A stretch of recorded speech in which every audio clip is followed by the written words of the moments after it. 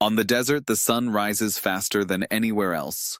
Here, gold doesn't shine in the ground, but in ideas. Dust, heat, and the smell of a new day hang in the air. Where dates were once traded, today it's data. Where caravans once carried spices, today investments flow. The Middle East is changing not by decree, but out of necessity. Not from the ambition of rulers, but from the ambition of the young. It is no longer oil that powers their world, but imagination. Not steel and concrete, but code and ideas. The desert has become a screen, and every startup is a new oasis. Every idea is a source of water in a digital landscape.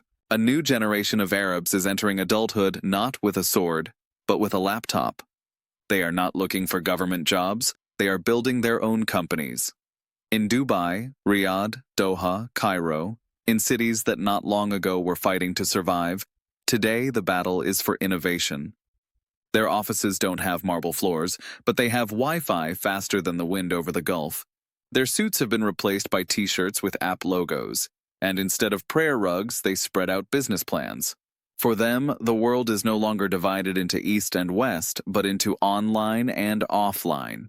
When the older generation spoke about the miracles of oil, they speak about the miracles of code. Each one of them believes they can change the world, even if only through a single app. They don't have minds, but they have servers. They don't have raw materials, but they have courage. Their inspiration is not the past, but the future. They don't look back, only forward. They believe in the power of innovation, in the strength of community, in the idea that even from the desert, you can create something that moves the world.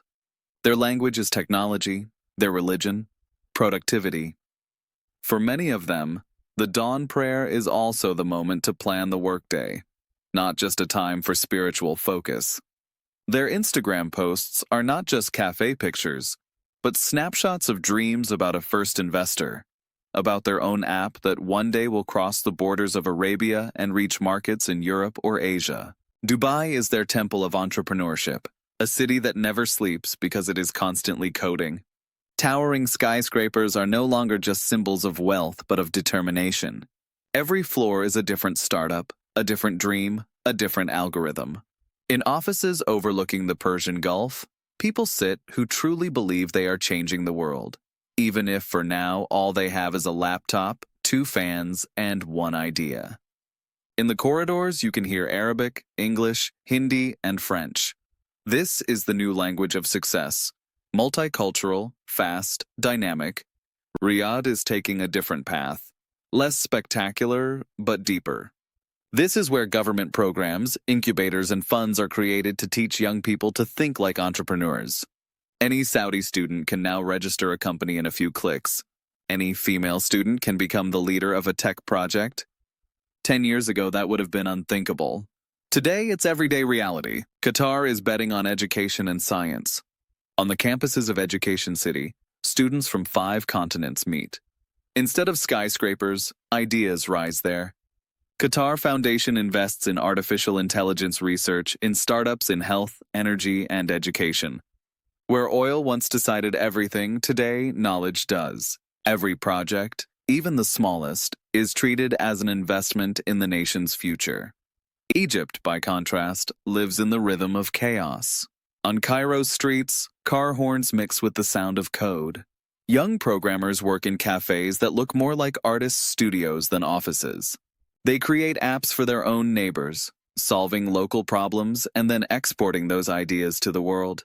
In this apparent chaos, something unique is born: entrepreneurship grounded in survival. Because whoever can survive in Cairo can run a business anywhere. In Oman and Bahrain, startups have a different rhythm. Time flows more slowly there, and people listen more often to themselves than to the market. Instead of chasing billions, they build companies with a soul, small but stable, built on ecology, culture, and local values. Bahrain is becoming a center of financial experiments. Oman, a home for environmentally friendly startups. The whole region is united by one thing: the desire to create something of its own. Startups have become a new way of life, a new form of prayer, a new form of patriotism. For some, it's business, for others, a mission. In Dubai, they dream of becoming a unicorn. In Riyadh, of independence. In Cairo, of stability. In Oman, of harmony. But the common desire is to show the world that Arab youth is not only unemployment and frustration, but energy, creativity, and determination. Investors from Europe and Asia are increasingly flying here not for oil, but for talent. Emirates and Qatar Airways now carry more laptops than oil samples. At the airports, instead of traders, people with vision are welcomed: programmers, engineers, data architects. The Middle East has become a place where tradition meets the future, and a culture of hospitality blends with startup culture.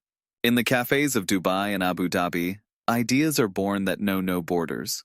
One conversation over Arabic coffee can turn into an app worth $1 million. One bug in the code can teach more than a year of studies. And even if most of those ideas fail, each leaves a trace in people's minds, in society, in the region, because that's the point. Not profit, not prestige, but movement. To make the desert no longer a metaphor for stagnation, but a space of life. To make the Middle East no longer just a point on the map of conflicts, but a reference point for innovation. To let young Arabs say, "This is our time." The Middle East has finally learned to look at the future without fear. It is understood that in an era where data is worth more than gold, it's not about who extracts the most, but who can think the boldest. And that is why today, when the sun rises over Dubai, its light reflects not off glass towers, but off computer screens. Where the desert ends at the horizon, the code of the future begins. Dubai Silicon Oasis? Meet the Silicon Valley built on sand. Dubai was not built for the startup generation, but they are the ones who have given it a new meaning. The city of light, speed, and luxury began to live to a different rhythm. Not the rhythm of tourists, but of coders. Not of golden hotels, but of white screens and blue monitor light.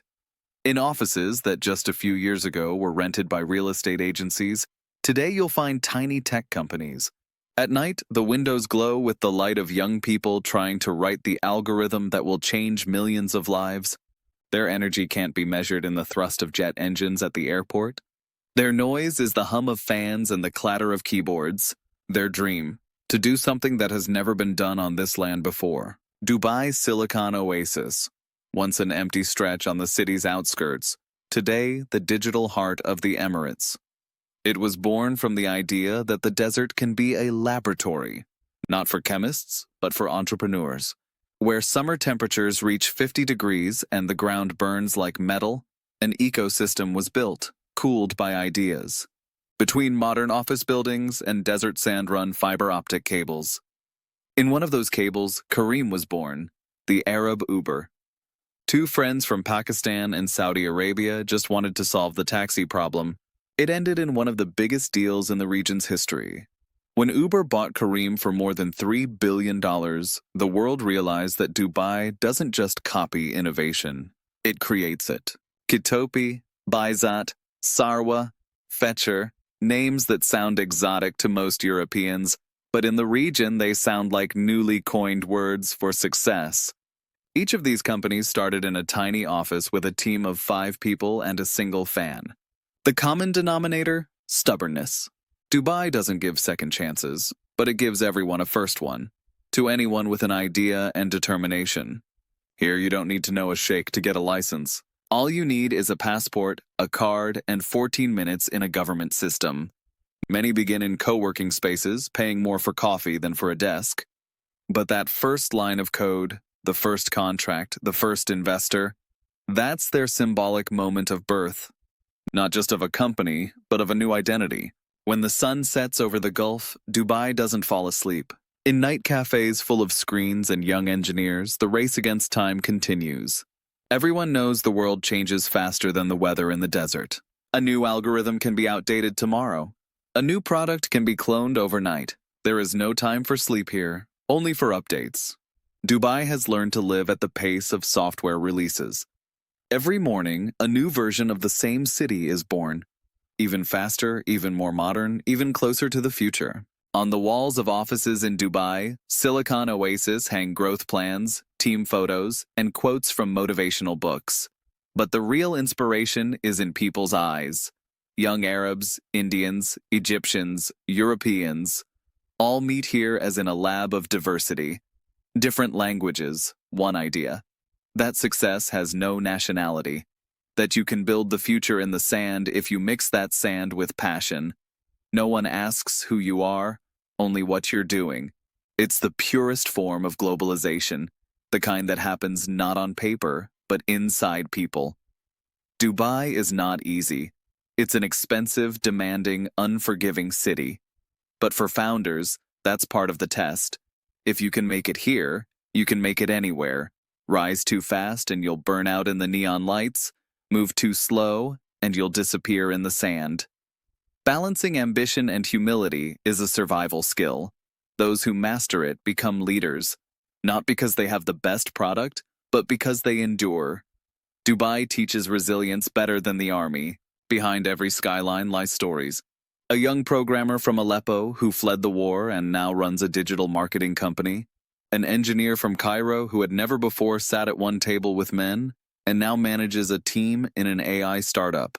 A kid from India who sleeps in a server room because he can't afford a hotel. Each of these stories is a fragment of the Middle East's new identity. Not a state identity, not a religious one, a digital one. Dubai Silicon Oasis symbolizes more than just technology. It's proof that a culture of innovation can grow out of sand, that the desert can be fertile if you water it with dreams, and that the new generation of Arabs doesn't have to leave to be global. It's enough to stay and build something the world doesn't see yet, but soon won't be able to live without. Let's now come to Saudi Arabia. Riyadh is not a city that seduces at first sight.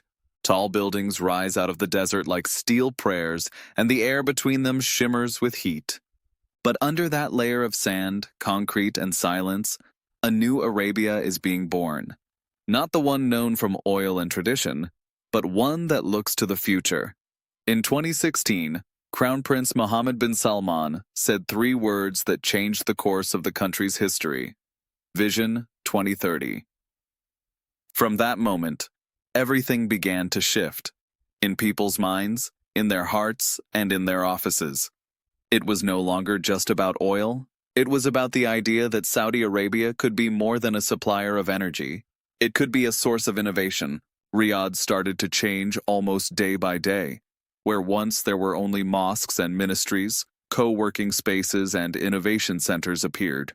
Where civil servants used to meet, founders meet now.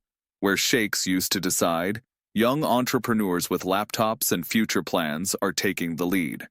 The government created dozens of support programs, Monsha'at, Saudi Venture Capital Company, Misk Foundation, and for the first time in the country's history, encouraged the young to take risks. Because in Saudi Arabia, risk used to be a sin. Now it has become a duty. In Riyadh, the first incubators appeared. Young Saudis started writing their business plans on napkins in cafes, with skies so blue they looked like the country's new logo.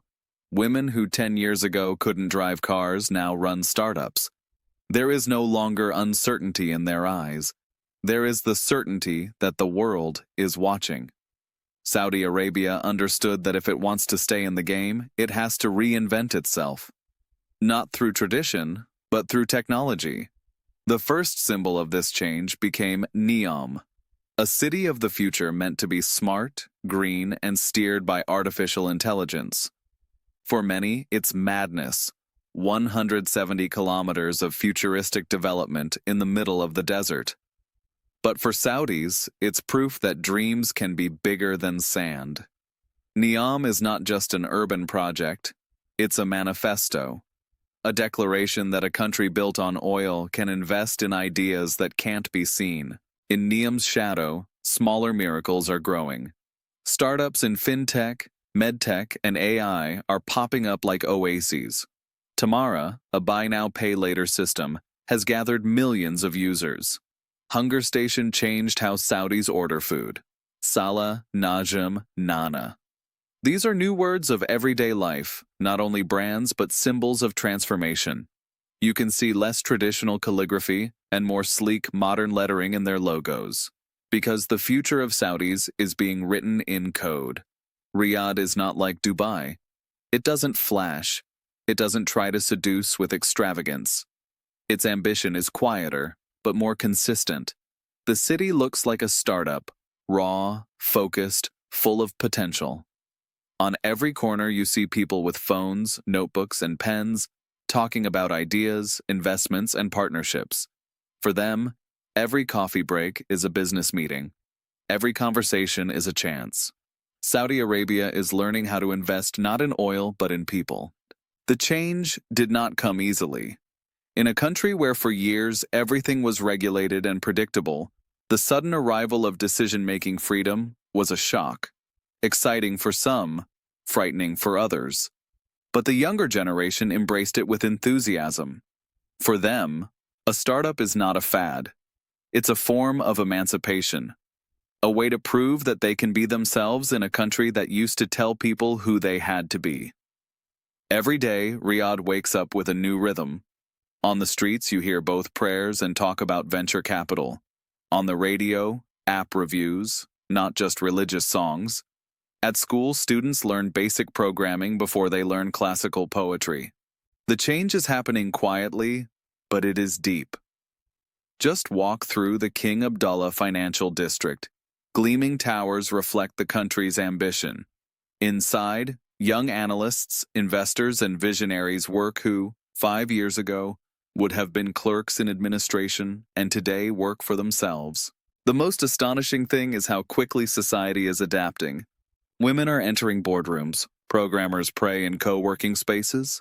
The government invests in education as if life depended on it. Because it does. Every startup success is proof that Vision 2030 is not just a slogan, but a process. A process of learning courage. In the evening sky of Riyadh, the lights of drones flicker, drawing symbols of the future. Children watch them with wide eyes while adults know this is just the beginning. Saudi Arabia is learning to look at the sky differently, not only as the direction of God, but as the direction of possibility. For the world, this may be surprising. For them, it's natural. Because when you have lived for decades in the shadow of oil, every new spark feels like salvation. There is no longer the silence of the desert in Riyadh. There is the hum of conversations, the chime of elevators, the echo of conferences. Every day a new pitch, every week a new startup, and yet there is a certain calm in the air. Because this country knows where it is going, it isn't chasing trends, it is creating its own. Its own Silicon Valley, in an Arab spirit, to the rhythm of the desert. And although the sun burns as always, today its glare reflects not off steel and glass, but off the screens of young people who have decided to reinvent Saudi Arabia. Qatar? Science, artificial intelligence, and education as the engine of innovation. Qatar is small. From a bird's eye view, it looks like a chip of desert that accidentally broke off from Saudi Arabia. But in the world of ideas and ambition, it's a giant. In a country smaller than many European regions, beats the heart of Arab science. Where camels grazed for centuries, ideas graze now. Where the desert once turned white from salt, it is now white with the marble of labs. The air no longer smells of oil, but of ozone from cooled server rooms. Qatar is proof that intelligence, human and artificial, can become the new raw material of the Arab world. It all began with Education City, a city of knowledge built not just to teach, but to inspire. On its grounds stand branches of top universities: Carnegie Mellon, Georgetown, Texas A&M, Northwestern. Students from 5 continents meet here. Each learns differently, thinks differently, dreams differently. But they share one belief, that the future of the Middle East can be written in chalk, not oil. Education City is not a campus. It's a civilization lab. In lecture halls, robots stand next to traditional whiteboards. In labs, you'll see neural interfaces rather than just microscopes. In corridors, you hear not only Arabic prayers but the languages of code: Python, C++, Java. Qatar has bet on education, but not the purely academic kind, the practical one. Every student has to come up with something that makes social sense. And if the idea is good, the state helps turn it into a startup.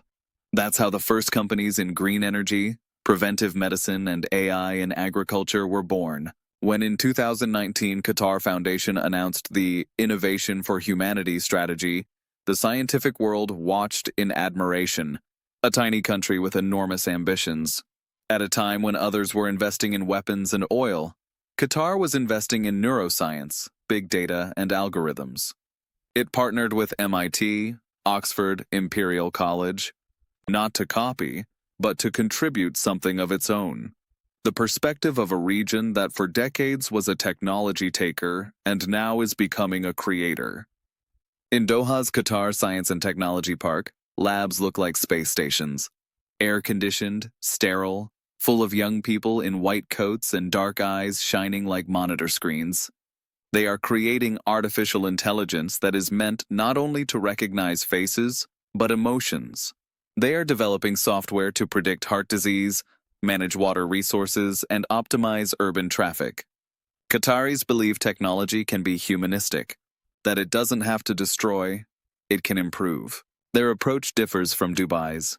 In the Emirates, everything has to shine. In Qatar, it has to work. Investors there are not chasing quick returns, but lasting impact. They believe the future is not a race, but a process. That's why projects are built over years, patiently, methodically, without haste, as if every startup were a form of Arabic calligraphy, beautiful, precise, and meaningful. In the center of Doha, in the Qatar Innovation Park, you can see what this revolution looks like day to day. Women in abayas work at 3D printers. Men in traditional dish dashas give VR presentations. Children learn coding on tablets with the Foundation's logo. Culture and technology live here in symbiosis. No one feels they must choose between past and future. Education is the bridge between them. In 2023, Qatar launched AI for Sustainability, a national initiative connecting ecologists, engineers, and philosophers. The goal isn't to build a machine that thinks faster than humans. They want to create technology that understands the meaning of the Arab world, that respects its values, rituals, and emotions. It's artificial intelligence with a soul, designed not against people, but in their defense. Some call Qatar a laboratory of the future, others a library of dreams. But for Qataris themselves, it's simply their way of survival. In a country where the soil is dry and the climate unforgiving, knowledge becomes the only source of water. When the heat melts asphalt, the chill of air-conditioned labs aids concentration. When sandstorms halt traffic, servers keep working. There is never true silence there. Innovation doesn't care about the weather. For young Qataris, education is not a duty, but an honor. Studying in Education City is like touching the future. In campus cafes, they talk about data ethics, biotechnology, and the possibilities of an Arab ChatGPT. Each of them believes they can change something, not through protest, but through a project. Not through anger, but through code.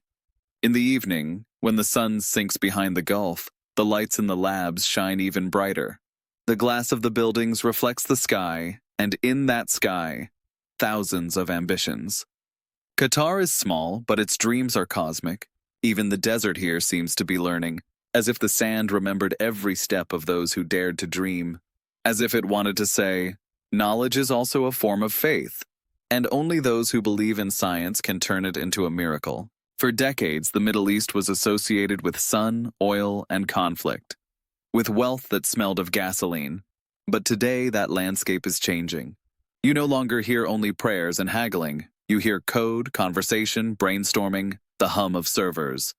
In a world where oil is losing value, the greatest wealth has become the idea.